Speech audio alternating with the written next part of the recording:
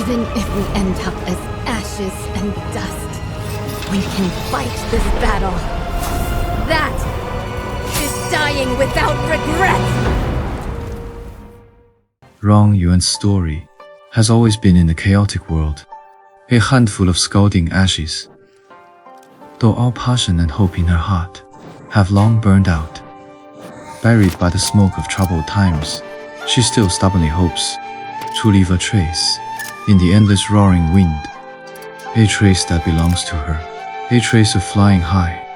As an orphan of Mohism adrift in the world she has followed since childhood, the Mohist precepts, firmly believing in universal love for all, and the philosophy of ending warfare, she should have guarded the pure morality in her heart, stayed away from disputes and killings, and lived the rest of her life in peace. But the cruel world and ups and downs of fate forcibly turned the gentle and peaceful her into a vengeful blade full of hostility, moving forward only for her obsession. The wooden kite she carved with her own hands is the true metaphor of her whole life. The body carved from cold wood is heavy and oppressive, like a destined fetter of fate that cannot be broken free, firmly trapping her in a small space. But this seemingly cumbersome and silent wooden kite insists on flapping its wings vigorously, breaking through layers of clouds and tearing the sky apart, just like her in despair, struggling and wandering all day between the morality of all living beings and the blood feud, trapped in a dilemma, suffering endlessly.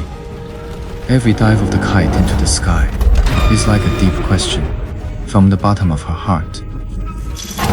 The original Mohist idea of non-aggression, passed down from generation to generation, why in the end, it has become a tool for mutual killing in a world, the ancestral blood feud connected by blood. How can it be cleansed? By slaughtering the people of other countries and wantonly staining the blood of others. This unsolvable confusion and pain haunts her heart day and night, never fading away, until the life and death battle above the rough waves. She and the young master stood on the five-toothed warship, fighting fiercely. The friendship they once shared faded away completely. Only the life and death struggle of opposing stances remained. When the carefully crafted wooden kite broke into pieces inch by inch, all the broken fragments fell into the turbid river water. The crisp crash heard in the ears was never the sound of defeat from clashing weapons, but the collapse of the faith she had upheld for half her life, the wail of a sincere heart shattering completely.